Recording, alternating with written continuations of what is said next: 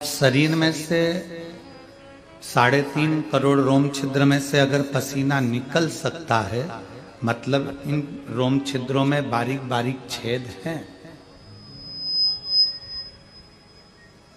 बारीक बारीक छिद्र हैं जो 3.5 करोड़ रोम छिद्र में से पसीना निकल रहा है। अब यदि लोग कहते हैं कि भगवान ने शरीर बनाया, ऐसा शरीर का निर्माण तो कोई भी कर लेवे, तो करके बताओ। 3.5 करोड़ रोम छिद्र में से पसीना बाहर निकलता है, पर व्यक्ति अगर स्विमिंग पूल में नहाए या नदी में नहाए या तालाब में नहाए या बावड़ी में नहाए, कुएं में नहाए, खड्डे में नहाए, बारिश में नहाए, तो ये पानी फिर अंदर क्यों नहीं घुसता है? जरा विचार करिए कि बनाने वाले ने जो शरीर बनाया, बनाने वाले ने जो शरीर का निर्माण करा, वो साधारण निर्माण नहीं है। बनाने वाले ने जो शरीर बनाया वो साधारण नहीं है। वो शरीर बनाने वाले ने बनाया जरूर है, पर वो साधारण नहीं है। पसीना निकल रहा है, पर उन रोम छिद्रों से पानी अंदर नहीं जा रहा।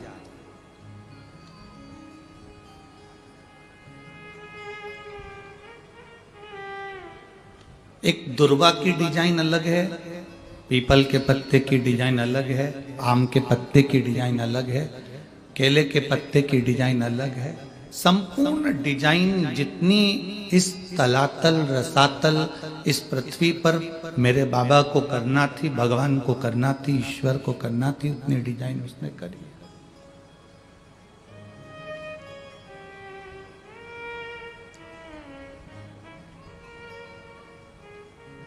एक बार जिसको जन्म दे देता है, उसकी वैरायटी का, उसकी डिजाइन का दूसरा पैदा ही नहीं करता है।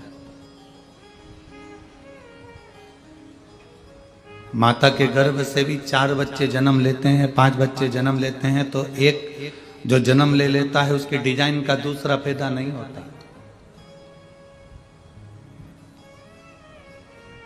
आप रंगोली बना बना कर थक जाओगे, आखिरी में तुम्हारी वही रंगोली वापिस आ जाएगी जो रंगोली तुमने पहले बनाई है। जिस रंगोली का निर्माण तुमने पहले करा है, वही रंगोली तुम्हारे सामने आ जाएगी। फिर वापिस तुम वही रंगोली बना लोगे, वापिस वही की वही रंगोली। कोई कपड़ा बनाया है, वो कपड़े की डिजाइन वापिस पलट कर आ जाएगी।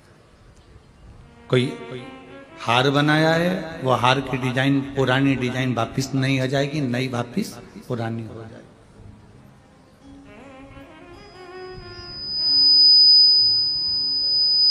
सब कुछ वही की वही होते चले जाता है।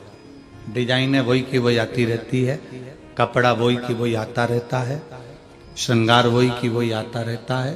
केवल एक परमात्मा जो डिजाइन बनाता है, उसके डिजाइन का तुम 100 साल पहले का भी निकाल कर देख लेना, आज तक वो डिजाइन का पैदा ही नहीं हुआ। जो एक बार डिजाइन बनाई, उस डिजाइन के बाद में दूसरी डिजाइन नहीं बनाई।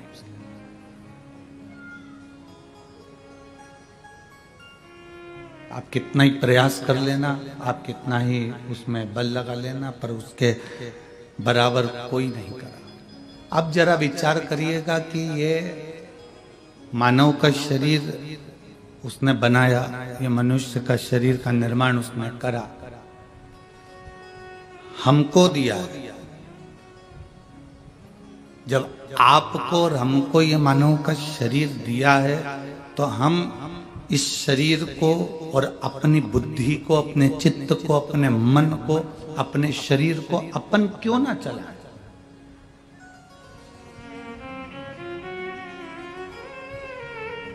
आप में से कितने लोग हैं पार्किंग में गाड़ी ने छोड़ा और छोड़ने के बाद तुम कथा के पंडाल तक किसी के कंधे पर आए या किसी की गोदी में बैठ कर आए? कोई बैठ कर आया? जम के तो बोलो। नहीं आए ना? काय से आए यहां तक?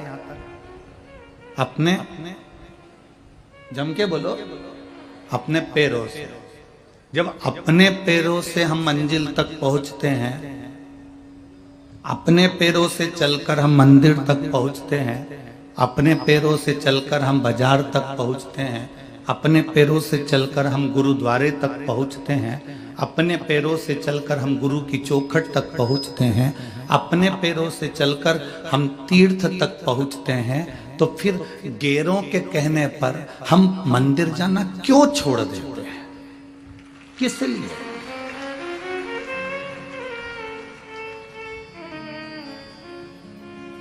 अपने पैरों के बल पर हम मंदिर जा रहे हैं, अपने पैरों के बल पर हम तीर्थ जा रहे हैं, अपने पैरों के बल पर हम कथा में जा रहे हैं, अपने पैरों के बल पर हम सत्संग में, गुरुद्वारा, संगत में जा रहे हैं। तो फिर हम गैरों के कहने पर, कोई व्यक्ति ने कह दिया वहां मत जाओ, हम नहीं गए। किसी ने कह दिया ऐसा मत करो, हमने वैसा कर लिया। किसी ने कह दिया ये कपड़ा अच्छा नहीं लग रहा, हमने छोड़ दिया।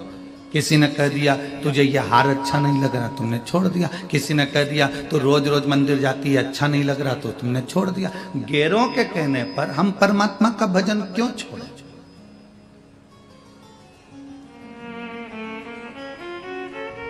गैरों के कहने पर हम सत्संग क्यों छोड़े? गैरों के कहने पर हम भगवान का स्मरण क्यों छोड़े? गैरों के कहने पर हम कीर्तन क्यों छोड़े? किस लिए? क्या कारण है कि हम, कोई व्यक्ति कहता है और अपने भाई से बैर ले लेते हैं, कोई कहता है और हम अपने अन्य जनों से बैर ले लेते हैं? नहीं, अपने पैरों पर हमको चलना है तो अपना विल पावर, अपने हृदय को मजबूत रखना है। हमें दूसरे के बल पर नहीं चलना।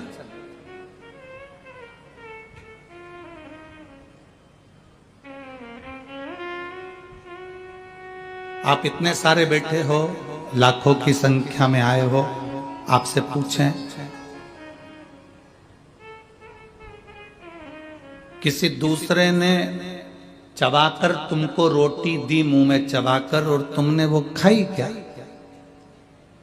अरे बोलो तो जम के, नहीं खाई ना। किसी ने मुंह में रोटी रख ली, कुरकुरा रख लिया, वेपर्स रख लिया, टॉफी रख ली और मुंह के अंदर चबाई खूब जोरदार, रोटी को, सब्जी को, भिंडी को, आलू को खूब चबाया और चबा कर तुमको दिया कि ले तू खा ले। तुमने खाया? नहीं खाया। क्या कहोगे? नहीं, हम नहीं खा सकते, ये बेकार है, ये झूठा है, छोड़ो इसको, हमें नहीं खानी।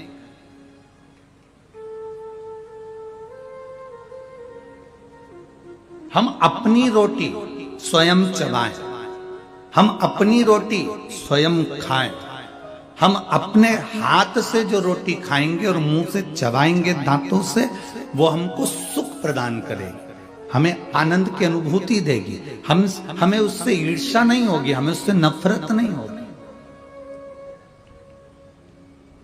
आज का व्यक्ति ऐसी जिंदगी जी रहा है कि उसने जो करा वो मुझे करना है, उसने ऐसा करा तो मुझे करना है, उसने वैसा करा तो मुझे करना है, उसने सोने की पाटली बनवाई मुझे बनवाना है, उसने प्लाट लिया मुझे लेना है, उसने जमीन ली मुझे लेना है, उसने गाड़ी ली मुझे लेना है। भले वो कर्जे में लदालूम होता चले जा रहा है, पर ये विचार करता है कि मुझे भी वैसा करना है। नहीं, अपनी रोटी अपने को खाना है, अपनी रोटी अपने को चबाना है, अपनी रोटी अपने को कमाना है, और उसमें हमें ईर्ष्या नहीं। भले हमारा छोटा सा व्यापार हो, पर हमें दूसरे के देखकर अपने व्यापार की होड़ नहीं करना। हमारा छोटा सा काम हो, पर हमें दूसरे को देखकर नहीं चलना। हमारा अपना हमें देखकर चलना है कि मेरा ये श्रेष्ठ है, मुझे ये कर्म करना है, मुझे ये कर्म धारण करना है।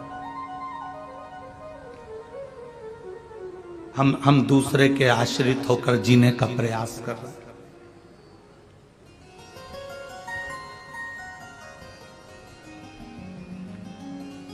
केवल एक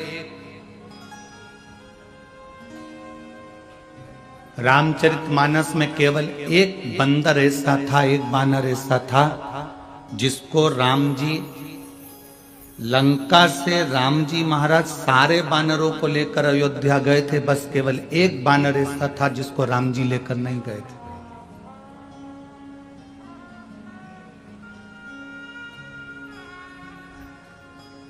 जिसने वाल्मीकि रामायण पढ़ी होगी, वाल्मीकि रामायण में उस बानर का नाम लिखा हुआ है। केवल एक बानर ऐसा था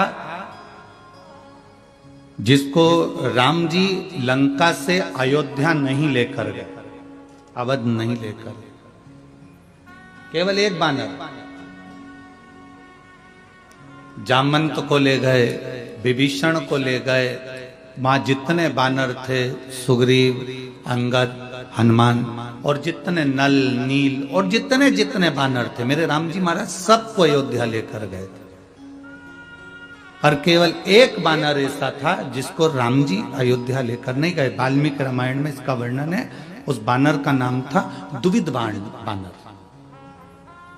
क्या नाम था उसका? दुविध। उस बानर का नाम था दुविध बानर। आपको उस बानर का नाम स्मरण में होना चाहिए कि सब लंका गए पर दुविध बानर को लंका नहीं लेकर गए थे।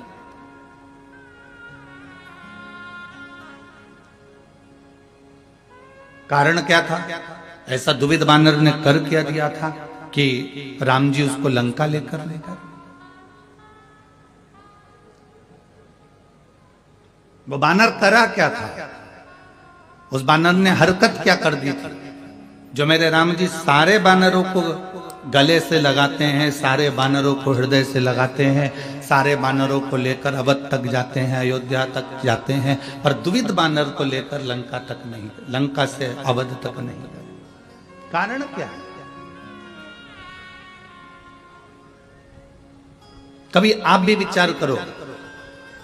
पूरे गांव के लोग, पूरे बनी के लोग, पूरे यवतमाल जिले के लोग, पूरे चंद्रपुर जिले के लोग बनी में शिव महापुराण की कथा में जा रहे हैं। आप कथा तक नहीं पहुंच पा रहे, तो कभी विचार करा कि मैं इतना व्यस्त क्यों, मेरे को टाइम क्यों नहीं मिल रहा? मैं आखिर 7 दिन की कथा में एक दिन भी कथा के अंदर हाजिरी लगाने नहीं जा पाया। मैं एक दिन भी अपना घर छोड़कर कथा में नहीं जा सकी। मैं जरा सी मेहनत नहीं कर सकी कथा में जाने की। तो आखिर मैंने सब कौन सा पाप कर्म कर दिया था? मैंने सब क्या कर दिया कि अपने नगर में कथा हो रही है, अपने क्षेत्र में कथा हो रही है, और मैं 2 कदम चलकर परमात्मा के द्वार तक नहीं जा पाई। दुनिया के लोग हरिद्वार जाते हैं, दुनिया के लोग गंगा सागर जाते हैं, दुनिया के लोग प्रयाग जाते हैं, दुनिया के लोग प्रयागराज का त्रिवेणी का स्नान करने जाते हैं, दुनिया के लोग कैलाश का दर्शन करने, महादेव का दर्शन करने के लिए सोमनाथ, केदारनाथ जाते हैं, और मेरा 12 ज्योतिर्लिंग स्वयं बनी में आ गया और मैं अपना घर छोड़कर नहीं जा सकी। आखिर मेरा पाप कर्म कौन सा है? मेरे अंदर वो कौन सा पाप कर्म समाहित हो गया कि मैं परमात्मा के दरवाजे तक नहीं जा सका, मैं भगवान की चौखट तक नहीं जा सका, मैं भगवान के दरवाजे तक नहीं जा सके, मैं परमात्मा की चौखट तक नहीं पहुंच सके। मैं धन्यवाद दूंगा बनी के सभी कोयला व्यापारियों को और कोयले की खदान वालों को, जिन्होंने 7 दिन सुबह 6 बजे से रात्रि को 8 बजे तक कोयले की खदानों पे से कोयला भेजना पर रोक लगाकर उन्होंने कहा सब कथा सुनेंगे, सत्संग करेंगे। मैं धन्यवाद दूंगा।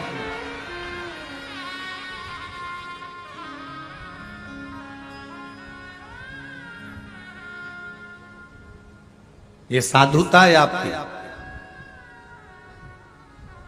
आपने भोलेनाथ जी के लिए समय निकाला है। जब तुमको जरूरत पड़ेगी ना, मेरा भोला बाबा समय निकालकर तुम्हारे दरवाजे पर खड़ा मिलेगा, ये निश्चित है। मैं बनी की सिख समाज को धन्यवाद दूंगा। सिख समाज के भक्त सुबह से लेकर शाम तक यहां लाखों भक्त आते हैं और सबको चाय की व्यवस्था, बिस्कुट की व्यवस्था सिख समाज के लोग कर रहे हैं। उसके लिए साधुवाद का है। धन्यवाद।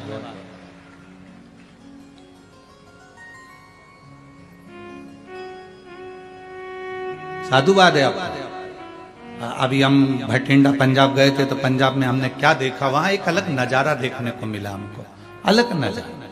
वहां जितने सिख भाई पुलिस की नौकरी कर रहे थे, वो ड्यूटी के टाइम ड्यूटी करते थे, और ड्यूटी के पहले और ड्यूटी के बाद लोगों को कोई खिचड़ी, कोई हलवा, कोई चाय, आप लोगों के पास में कई बार आप लोगों ने वीडियो भी सोशल मीडिया पर और आस्था चैनल पर देखियो, सेवा में लगे।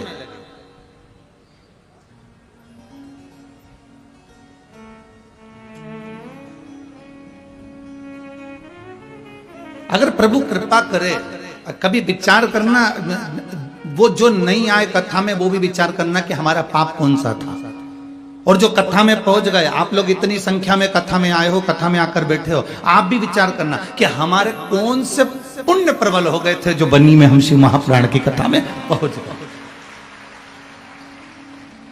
वो भी विचार करें और आप भी विचार करें।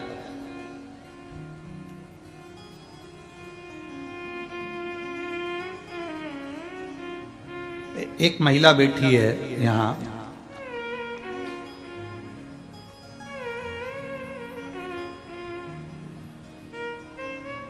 मैं सो लीलाबाई जाधव, पति केवल सिंह जाधव, रहना घंटजी, यवतमाल, महाराष्ट्र। अब क्या नाम लिखा है इसमें आप लोग समझ गए होंगे। घाटजी यवतमाल, महाराष्ट्र। मेरा मोबाइल नंबर ये, कहीं बैठी हैं क्या? हाथ हिलाइएगा। बच्चा लाई है क्या साथ में? नहीं लाई। बाबा का मैं क्या गुणगान करूं गुरुदेव, मेरे पास शब्द नहीं है। मैं धन्यवाद करना चाहती हूं माननीय जायसवाल जी को, राजा जी जायसवाल, श्रद्धा जी जायसवाल जी को।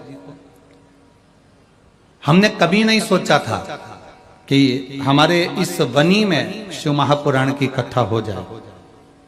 गुरुदेव, मेरा बहू बेटे जिनके घर में 11 साल तक संतान का सुख नहीं था, सारे डॉक्टरों को दिखा लेना, ऐसी कोई जगह नहीं बची जहां का इलाज नहीं करवाया, लोगों की गोदी भी भरवाई, नरियल भी झेला, पर औलाद का सुख नहीं आया। बहू की आंख में आंसू रहता था, वो हमेशा कहती थी हमको लगता है कि बच्चे नहीं होंगे। लोग अपशब्द कहते, जहां जाओ वहां लोग पूछते तुम्हारी बहू को संतान है क्या, और बहू से भी कहते तुम्हारे को औलाद नहीं हुई अभी तक। बड़ी दुखी रहती।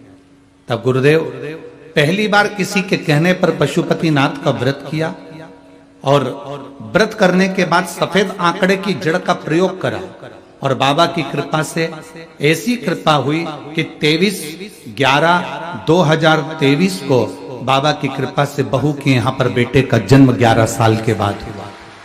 मैं बाबा को यहाँ धन्यवाद देने के लिए आई हूं कि बाबा बंजर भूमि पर भी फल दे देता है, ये उसकी कृपा है। बैठिए बहन, बहुत बहुत साधुवाद। बच्चे का मैं फोटो लगा रही हूं गुरुदेव। आप सब सोशल मीडिया के माध्यम से, आस्था चैनल, फेसबुक, यूट्यूब के माध्यम से आप सब उस बच्चे का फोटो भी देख रहे हो। शिव तत्व है। बैठिए बहन। शंभु ओघड़ी है, त्रिकालदर्शी है, कैलाशी है, अविनाशी है। कभी हम विचार करें कि हमारा पुण्य कौन सा प्रबल हुआ कि हम कथा तक पहुंच गए, और हमारा पाप कौन सा प्रबल हुआ कि अपने नजदीक में कथा होने के बाद भी हम वहां तक नहीं पहुंचे। कौन सा पाप है? और फिर निवेदन है महाराज, मत बुरे कर्म कर बंदे, वरना पछताएगा। भगवान की आंखों से तू बच नहीं पाएगा, तू बच नहीं पाएगा। अरे ओ अज्ञानी मत करना दानी, अरे ओ अज्ञानी मत करना दानी। तेरे कर्म का फल भी तू ही पाएगा, जैसा किया तूने तेरे आगे आएगा। मत बुरे कर्म कर बंदे, वरना पछताएगा। भगवान की आंखों से तू बच नहीं पाएगा, तू बच नहीं पाएगा। अरे ओ अज्ञानी नादानी, अरे ओ अज्ञानी मत करना दान। कभी विचार करिए कि हमारा पुण्य कौन सा प्रबल हुआ जो हम यहाँ तक पहुँच गए। कभी विचार करिए कि हमारा पाप कौन सा ऐसा प्रबल हो गया कि हम कथा तक नहीं पहुँच पाए। कभी अपने भीतर ये विचार को उत्पन्न करिए, कभी अपने भीतर ये भाव उत्पन्न करिए कि हमारा पुण्य ऐसा कौन सा था जो हमको यहाँ तक लेकर आ गया।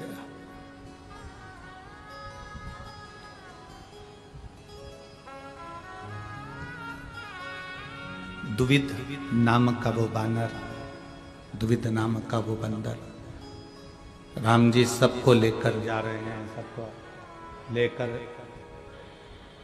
सबको लेकर मेरे राम जी जा रहे हैं। बस केवल एक दुविध नाम का बानर ऐसा था जिसको लेकर नहीं गए, जिसको लेकर नहीं पहुंचे। केवल एक बानर है। अब वो दुविध विचार करे, अब वो दुविध के मन में ये भाव उत्पन्न हो, आखिर वो राम जी जब जामवंत को ले जा रहे हैं, अंगद को ले जा रहे हैं, नल नील को ले जा रहे हैं, सबको लेकर जा रहे हैं, तो फिर हनुमान को लेकर जा रहे हैं, तो दुविध को क्यों नहीं?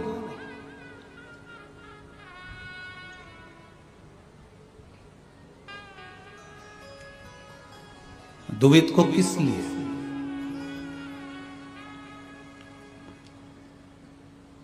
पूछ लिया श्री हनुमान जी महाराज ने। बहुत सावधानी से सुनना इस कथा को, आपको स्मरण में आएगा कि हम कथा तक क्यों नहीं पहुंच पाते, हम राम जी के साथ क्यों नहीं जुड़ पाते, हम भगवान के साथ क्यों नहीं जुड़ पाते, हम परमात्मा के साथ में क्यों नहीं जुड़ते। कारण क्या है?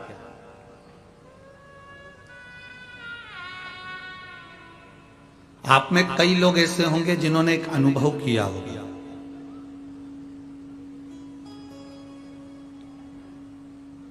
मंदिर जा रहे हो, दरवाजे पर आकर मेहमान खड़े हो जाते हैं, पानी का भरा भरा या लोटा लेके वापस अंदर जाना पड़ता है।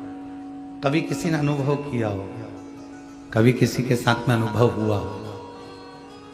कथा में जा रहे हो और जाते जाते ही तुम्हारा बस निकलने वाले थे, इतनी देर में कोई दरवाजे पर आकर खड़ा हो जाता है और तुम्हें वापस आना पड़ता है।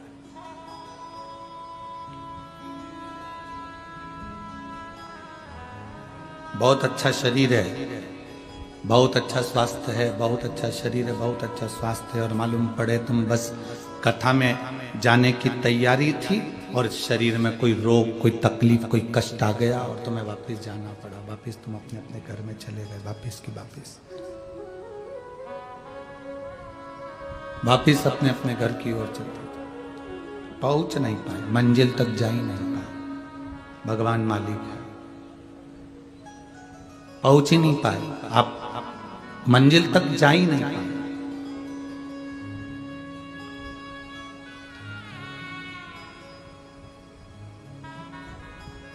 क्यों? किस लिए? किस कारण? कभी विचार करा आपने? शिव महापुराण की कथा में भगवान शंकर माता पार्वती जी को नंदन वन में, काशी में एक बात कहे थे, जो काशी में नंदन वन में देवाधिदेव महादेव विराजमान हैं, नंदन वन काशी में बैठे हुए हैं, माता पार्वती जी के करीब में बैठे हैं, और थोड़ी देर बाद उन्होंने बात करने के बाद, चर्चा करने के बाद शंकर जी वहां से ओझल हो गए। काशी में, नंदन वन में विराजमान, काशी में बैठे।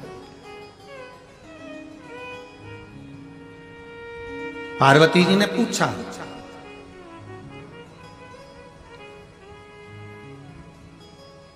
कौन से जन्म का पुण्य प्रबल होता है जो जीव आपके दरवाजे तक पहुंचता है?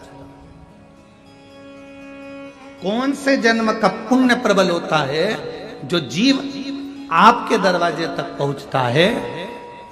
शिव महापुराण की कथा कहती है, भगवान देवाधिदेव महादेव माता पार्वती जी से कहते हैं, पार्वती जी मैं एक जन्म की बात नहीं करता, 84 लाख योनियां जो मानव के शरीर को मिली है, और उस मानव के शरीर में जीव जन्म लेने के बाद शिवालय के दरवाजे पर, चौखट पर, उसके आसपास एक जन्म नहीं 71 जन्म भ्रमण करता है, तब जाकर मनुष्य शंकर के शिवालय तक मनुष्य देह धारण कर कर पहुंच पाता है। एक जन्म की बात नहीं है, यहां पर 71 जन्म निकल गए। 84 लाख योनियों में से 71 योनियां, 71 जन्म ऐसे होते हैं जिन 71 जन्म में हम शिव के करीब में रहते हैं, भगवान के नजदीक रहते हैं, भगवान के करीब में।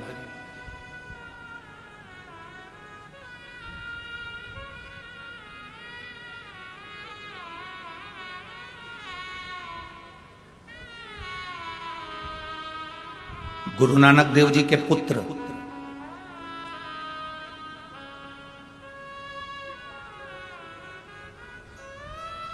गुरु नानक देव जी के बेटे ने भी एक बार गुरु नानक देव जी से कहा था, सत्संग में मन लगना और नहीं लगना, इन दोनों में अंतर क्या?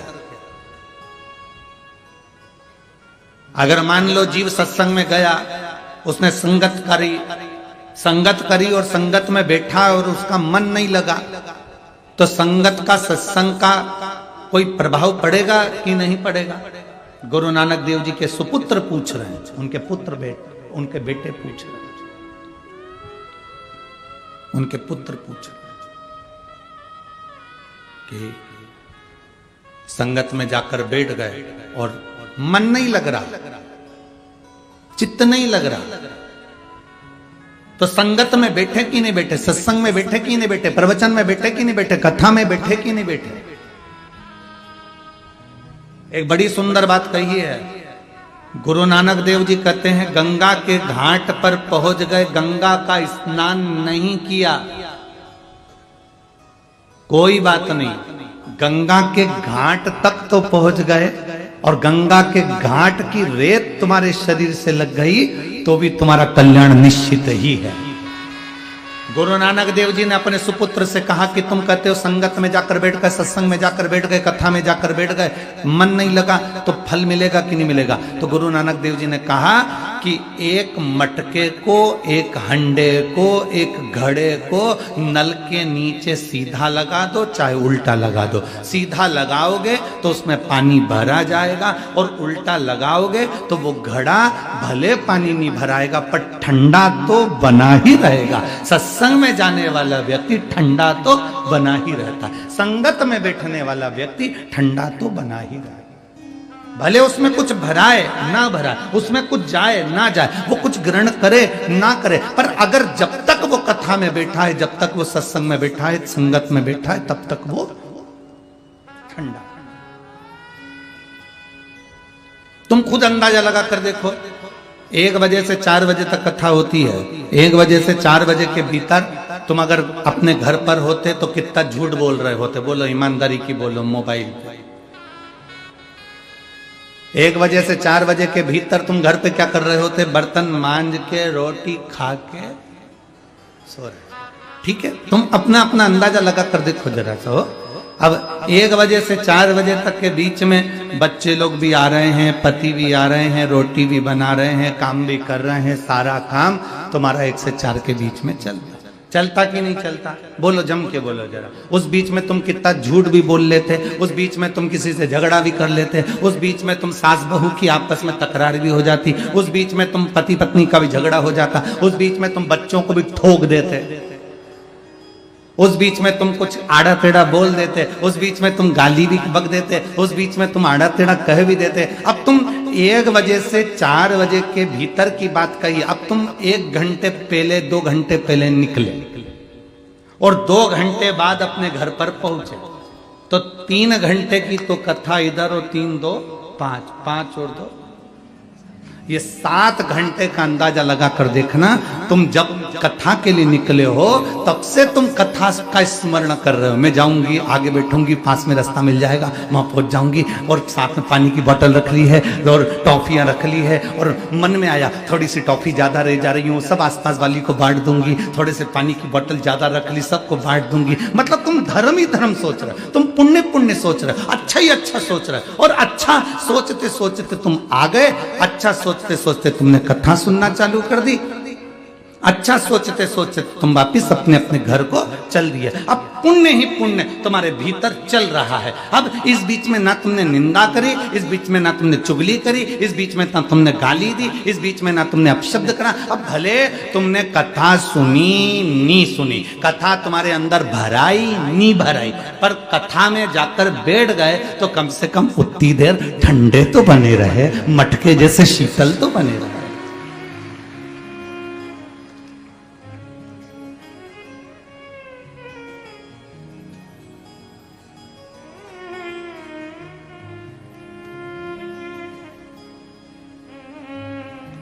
पंद्रह मिनट भी तुम बिना मोबाइल की चैट देखे बिना नहीं रह सकते।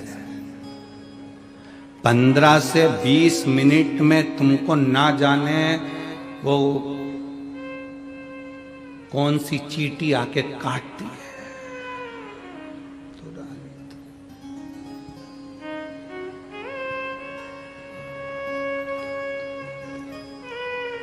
हर 15 से 20 मिनट में तुम मोबाइल देखते हो, हर 15 से 20 मिनट में तुम अपना मोबाइल उठा ही लेते हो। किसका कॉल आया, किसका मिस कॉल आया, किसका व्हाट्सएप पे मैसेज आया, कौन सा इंस्टाग्राम पर क्या डाला, फेसबुक यूट्यूब पर क्या हुआ है, सब देखा गया ना। हर 15 से 20 मिनट में तुम्हें मोबाइल पर देखते हो और तुम जवाब भी देते हो। अब ईमानदारी से बोलो, दुनिया के लोग कहते हैं कि गंगा के घाट पे जाके तप करो, साधना करो, हम कहते हैं तुम यहाँ बैठी हो और बिना मोबाइल के बिना चैट देखे बैठी हो, इससे बड़ा तप साधना क्या हो सकता।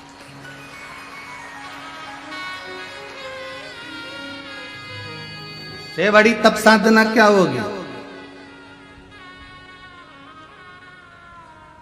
लोग हमको लिख के भेजते हैं, गुरुजी आप अपनी कथा में कभी किसी को व्रत करने का नहीं बोलते, व्रत करने का बोला करो। आप अपनी कथा में साधना करने का नहीं बोलते, साधना करने का बोला करो। आप आपकी कथा में तप करने का नहीं बोलते, तप करने का बोला करो। हम उनसे कहते हैं इससे बढ़कर तप और क्या होगा। हम तो कहते हैं कि व्रत से भी बड़ा व्रत है अगर तुम कथा में 3 घंटे मोबाइल बंद करके बैठे हो, इससे बड़ा व्रत दुनिया में कोई नहीं हो सकता। नहीं तो कई तो कथा में भी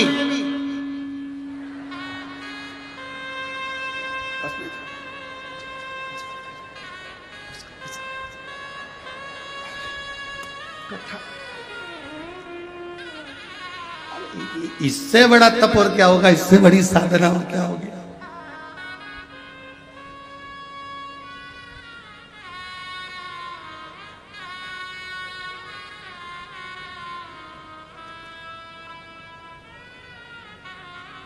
तुम्हारा व्रत ही है जो आपका दिल, आपका हृदय, आपका चित्त, आपकी वृत्ति, आपका मन, आपका हृदय शिव तक जा रहा है, भगवान शंकर की शरणागति तक पहुंच रहा है। भगवान के भजन तक आपका मन अगर जा रहा है तो ये आपका तप ही है, ये आपकी साधना ही है, ये आपका व्रत ही है।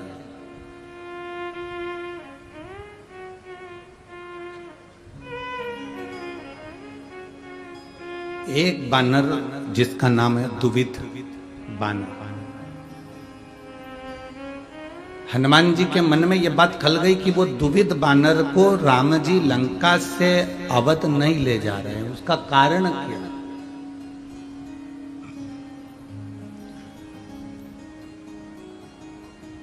तीन व्रत होते हैं, 3 व्रत सर्वश्रेष्ठ माने गए हैं। पहला व्रत जिसमें आप कुछ मत खाओ, जैसे आप लोग करते हो, फलाहार खाते हो, फल खाते हो, कुछ नहीं खाते।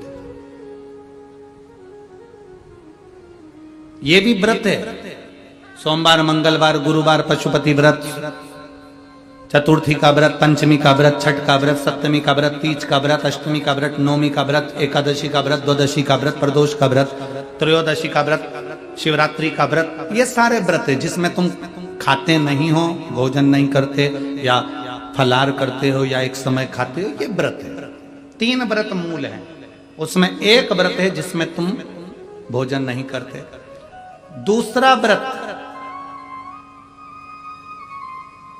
जिस व्रत में आप किसी प्यासे को पानी पिला रहे हो, भूखे को भोजन करा रहे हो, किसी की जिंदगी में कष्ट चल रहा है और उसके कष्ट को समाप्त करने का प्रयास कर रहे हो, ये भी दूसरे नंबर का व्रत है। ये भी व्रत है। और तीसरे नंबर का व्रत है किसी के चेहरे पर आपके कारण स्माइल आ जाए, प्रसन्नता आ जाए। आपके कारण किसी के चेहरे पर प्रसन्नता दिखे तो समझ लो ये भी व्रत है। जरूरी नहीं कि भूखे रहोगे तो व्रत कहलाएगा, जरूरी नहीं कि कुछ नहीं खाओगे तो व्रत कहलाएगा। व्रत की मूलता यह कहती है कि आप किसी के चेहरे पर प्रसन्नता ला दिए, वो भी व्रत है। आप किसी की दवाई का खर्चा उठा लिए, वो भी व्रत है। आप किसी पढ़ने वाले बच्चे के पास में पैसा नहीं, आपने उसका खर्चा उठा लिया, वो भी व्रत है, वो भी व्रत है।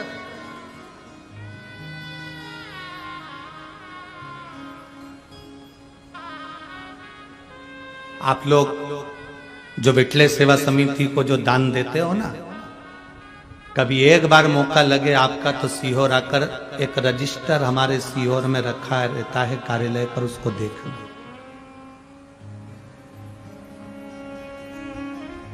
उस रजिस्टर में जो बच्चे पढ़ने वाले होशियार रहते हैं और उनके माँ बाप के पास में पढ़ने का, पढ़ाई कराने का पैसा नहीं रहता, तो उनके स्कूल की फीस, महाराष्ट्र के भी कम से कम 35 से 40 बच्चे हैं, ऐसे हर प्रदेश के थोड़े थोड़े बच्चे लिए हैं। महाराष्ट्र के भी 35 से 40 बच्चे हैं जिनकी फीस विठले सेवा समिति आप जो दान करते हो उससे जमा करती है। जो बच्चे पढ़ने में होशियार हैं, पैसा नहीं उनके पास में, खबर करते हैं, फिर हमारी समिति का व्यक्ति वहां पर जाता है, उस नगर के लोगों से सूचना मांगते हैं कि ये बच्चा, उसकी आईडी और उस स्कूल का पता निकालते हैं, फिर स्कूल वालों से संपर्क करते हैं, इनकी दीन दशा कैसी है, क्या स्थिति है, पढ़ने में कैसा है, फिर उसका समिति उसकी एजुकेशन करा देती है। आप केवल दान ये सोचकर नहीं करते कि हमने मंदिर का दान किया, गौशाला का दान किया, हमने इसका नहीं, आपके दान का एक अंश कोई अगर पढ़ रहा है, कोई विद्या अध्ययन कर रहा है, उसमें भी लग रहा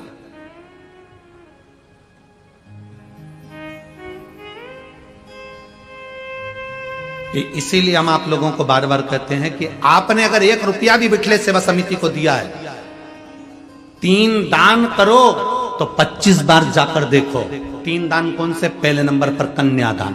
कन्यादान करा है तो बेटी के घर पर जाकर देखना कि तुम्हारी बेटी सुखी है कि नहीं, कहीं बेटी को दुख तो नहीं है।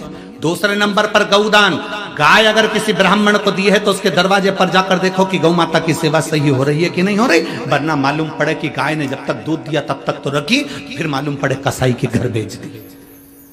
3 दान हमेशा जाकर देखना चाहिए। पहले नंबर पर बेटी का कन्यादान करो तो कन्यादान करी हुई बेटी को जरूर जाकर देखो कि बेटी को दुख तो नहीं है।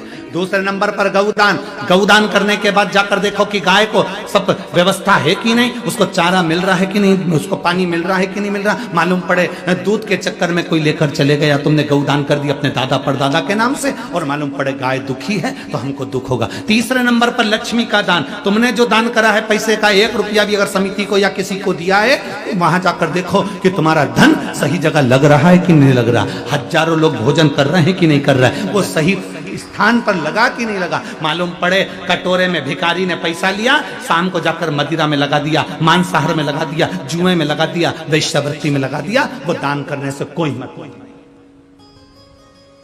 उस दान का कोई मतलब नहीं। बेटी का दान करो तो 50 बार पहले जाकर देखो बेटी सुखी है कि नहीं। गौ का दान करो तो गौ माता को जाकर देखो गौ माता सुखी है कि नहीं।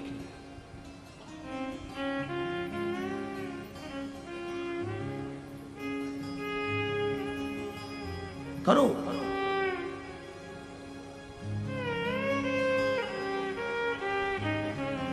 भजन करो, स्मरण करो, श्री शिवाय नमस्तुभ्यम जपो, या एक लोटा जल महादेव को चढ़ाओ। यह मत देखना कि दुनिया को अच्छा लगा कि नहीं लगा, दुनिया ने क्या कहा उससे मतलब मत रखना। जल चढ़ाओ तो ये देखना कि अपने दिल को सुकून मिल रहा है कि नहीं मिल रहा, अपने आप में हमको अच्छा लग रहा है कि नहीं लग रहा। मैं कथा में बैठी हूँ, कथा सुन रही हूँ, मेरे दिल को अच्छा लग रहा है कि नहीं लग रहा। आग लगे बस्ती में अपन रहो, अपने को अच्छा लग रहा है कि नहीं लग रहा वो सोचो। हम क्या सोचते हैं, सबसे पहले तैयार होकर आते हैं तो पूछते हैं मैं कैसी लग रही,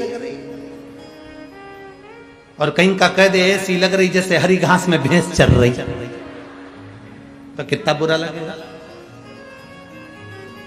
हमें नहीं पूछना कि हम कैसे लग रहे हैं, अपने को अच्छा लग रहा है ना। मैंने जो वस्त्र पहना मुझे अच्छा लग रहा है ना, मैंने जो धारण करा मुझे अच्छा लग रहा है ना। दुनिया की आदत होती है, जीन्स पहनोगे कोई नहीं टोकेगा, फटी हुई जीन्स पहनोगे, अरे बोलते जाओ जम के, कोई नहीं ठोकेगा, क्योंकि उनको मालूम है फैशन है। टी शर्ट पहनोगे कोई नहीं टोकेगा। वो क्या बोलते हैं, इतना कट वाला आधा बरमुंडा चड्डा पहनोगे कोई नहीं टोकेगा।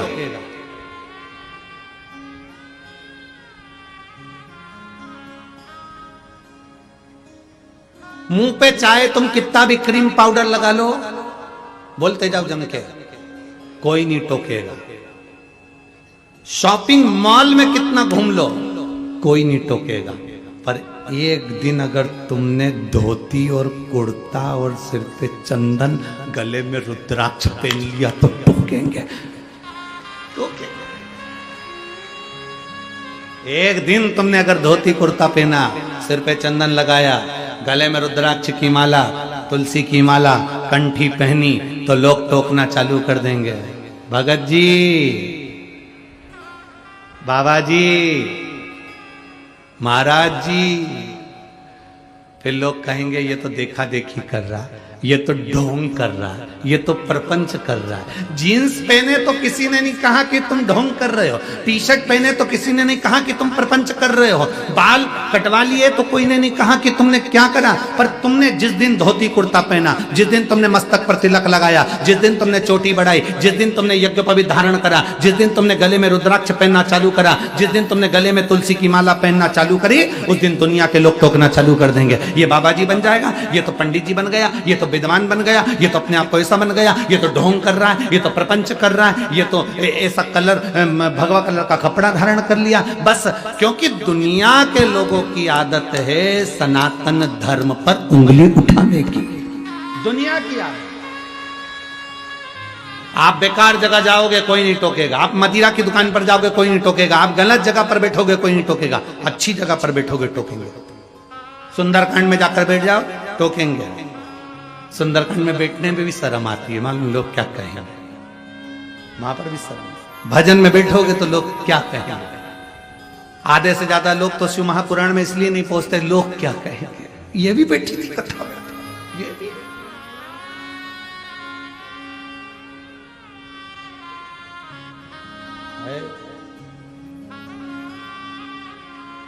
अरे भजन करो भरी जवानी, बुढ़ापा किसने देखा है। उसका स्मरण आपकी चित्त वृत्ति में रहना चाहिए, उसका स्मरण आपके मन में रहना चाहिए।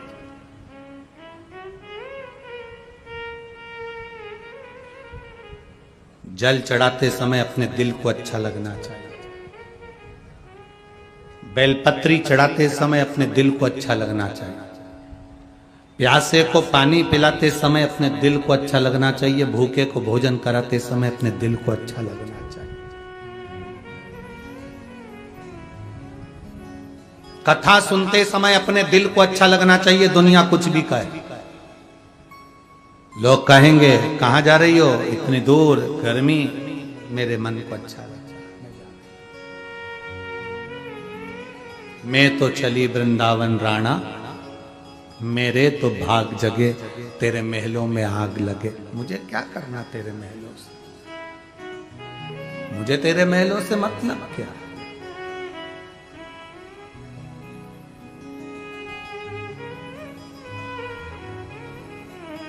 वो कहते ना, देहाची तिजोरी भक्ति चाच ठेवा, उघड़दार देवा, उघड़दार देवा, देहाची तिजोरी भक्ति चाच देवा, उघड़दार देवा, उघड़दार देवा, उघड़दार देवा, उघड़दार देवा। ये तिजोरी के अंदर भक्ति रूपी रतन जो भरा पड़ा है, उसको हमारे भीतर के भजन को, हमारे भीतर के स्मरण को हम रखिए।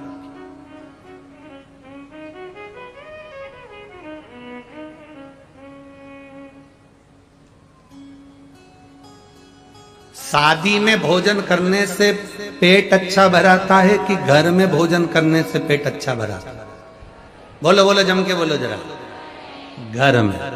तो शादी में तो रसगुल्ला भी बना है, इमरती भी बनी है, पकोड़ा भी बना है, दही बड़ा भी बना है, इमरती भी बनी है, सब कुछ बना, पर पेट नहीं भरा। 10 दिन तुम शादी का भोजन कर लो, 11वें दिन तुमको घर की रोटी की याद आएगी, भले बिना घी की, भले बिना घी की।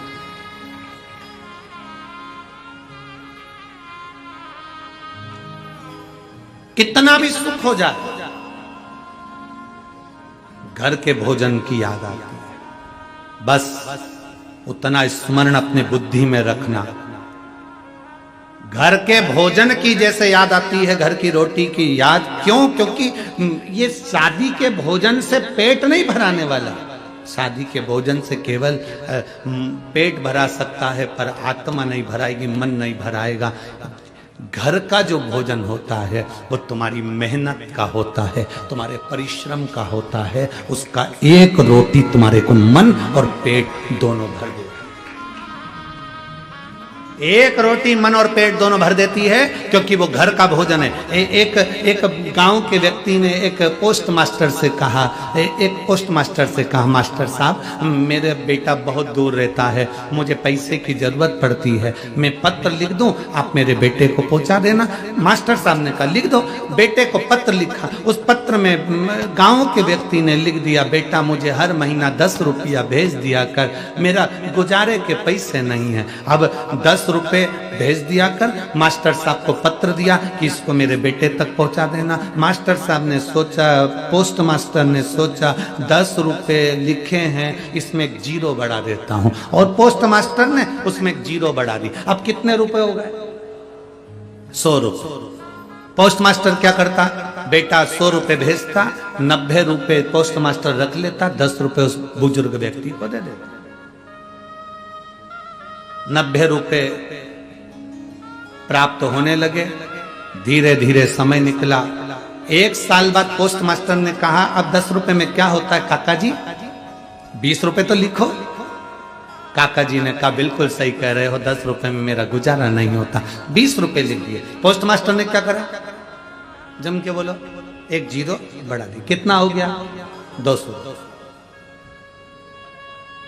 बेटा 200 रुपए भेजता, 180 रुपए पोस्ट मास्टर निकालता, 20 रुपए गांव के व्यक्ति को। पैसे का ढेर लगने लगा। पुरानी बात, उस समय पर 10 रुपए और 20 रुपए बहुत बड़ी कीमत होती थी। बहुत बड़ी कीमत होती थी। पैसा बढ़ता गया बढ़ता गया बढ़ता गया। वो व्यक्ति को 20 रुपए मिलते थे और पोस्ट मास्टर को जम के बोलो 180। उस समय पर 180 मतलब ये जानकर चलना आज के समय का 1 लाख सवा लाख रुपया, उस समय का ये स्थिति थी। पैसा बढ़ता।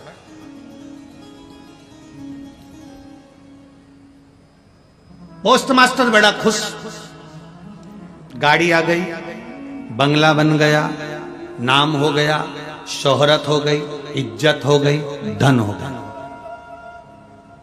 जैसे जैसे धन बढ़ता है व्यक्ति की सोच बढ़ जाती है कि मैं पद प्रतिष्ठा वाला हो गया।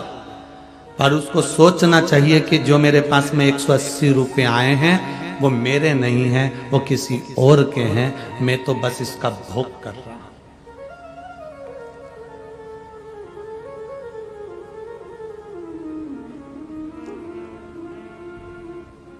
खाओ उतना जितना पचा सकते हो और कमाओ